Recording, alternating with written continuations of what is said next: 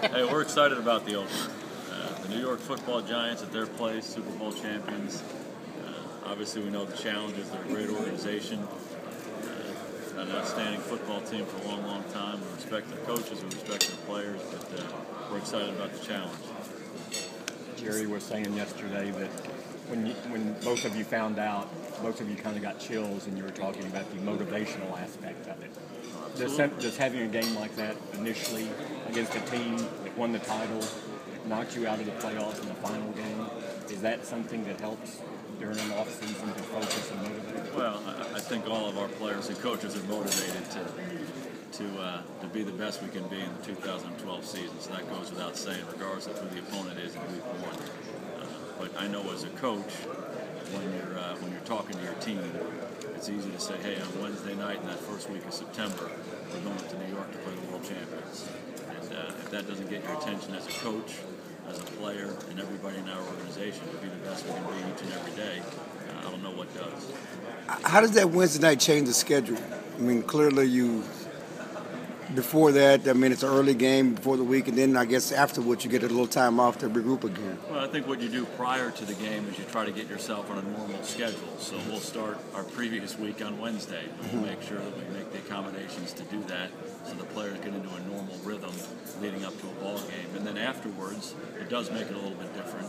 You do have more time until you play that following weekend. So we'll make the necessary adjustment, just like you would on a Thursday game that you would play or a Monday night game. You just try to accommodate the schedule and make sure the players and coaches get into a rhythm of a normal game. Does it make that final preseason game, instead of being a Thursday, do y'all make it on a Wednesday to get more time, or how have you scheduled that? You know, we haven't had those specific discussions yet, but that certainly makes sense to do that. We certainly don't want to make a short week leading into the opener, so we'll make the necessary adjustments there.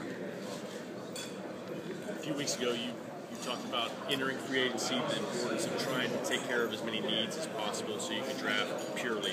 Jerry felt like you guys have done that. We talked to you after a few signings, but overall, how do you feel your team, your roster looks, and do you feel like you can draft purely? Yeah, we're excited about it. You've heard me say a lot that there are a lot of different ways to acquire players. Free agency is one of them, the draft is another, and then re-signing your own players. And what we try to do as an organization is look at that whole landscape and see where we can get guys. And, people have said you address needs in free agency. Well, we address needs with players that we liked. We targeted players, we evaluated players, and we felt good about the guys that we were pursuing. Now, all they do is come into the mix on our football team. We paid guys different contracts, and there's a business part to the NFL, there's a recruiting part to free agency, and once you acquire those guys, they just get into the mix of your football team.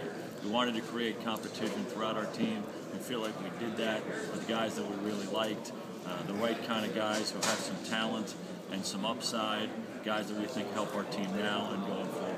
I know you try to get a tight end in free agency and then it didn't work out. What are your thoughts there about maybe trying to get another one unless you think it might be in the draft? Again, we'll continue to look at the free agency landscape as we go here and who becomes available. We'll see if any of those guys fit for us.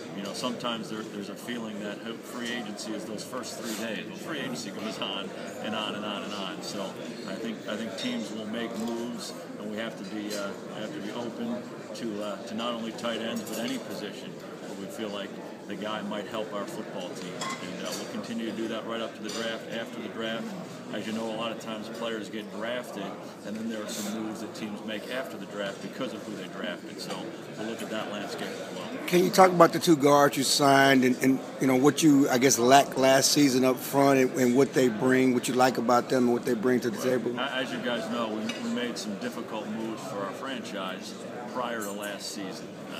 We had 3 guys on our offensive line who were veteran players, really good players for us for a long time. The right kind of guys, have been productive players for us for a number of years. And we chose to move on from those guys. And we felt like those are the right decisions for our team in 2011 and going forward. And then, consequently, we played some young guys. We played a young guy in Tyron Smith who was the 9th pick of the draft, and he came in and played every down for us. And then we also played some younger guys who we had gotten in different places. Bill Nagy was a 7th-round pick. Kowalski was a college free agent. Phil Costa was a college free agent. So these are some guys that we had on our roster who we liked, who replaced some of those guys. But again, like the offensive line, like really throughout our football team, you're trying to create competition. You're trying to bring guys in who can stir up the competition at the different positions that you have to make everybody better individually and hopefully in an effort to make us better collectively. So we did that. We signed Mackenzie Bernardo from Carolina. He's a guy that we like coming out. He's a young guy from a small school, but we feel like has the physical traits to be a really good player in this league. Has not been a consistent starter for them. He has been a starter, but he's had some injuries and some different things that he's dealt with. And we're just excited about the kind of kid he is and the upside that he has. So we feel like putting him into the mix will help our team. And the same thing with Nate Livings. Nate had been a starter the last couple of years in Cincinnati. He's a big guy, played at LSU, and was one of those guys who was a college free agent and who really earned his way in the NFL. When you put the tape on, we just liked how he played. And we feel like if you bring a guy like that in as well, he can get infused into our roster and hopefully create some competition up there. And none of these guys we brought in to say you are the anointed starter. They're here to create competition in our team, and we feel like we're the right kind of guys individually as people, but also with their talent, they can come in and compete for those spots and make us a better football team.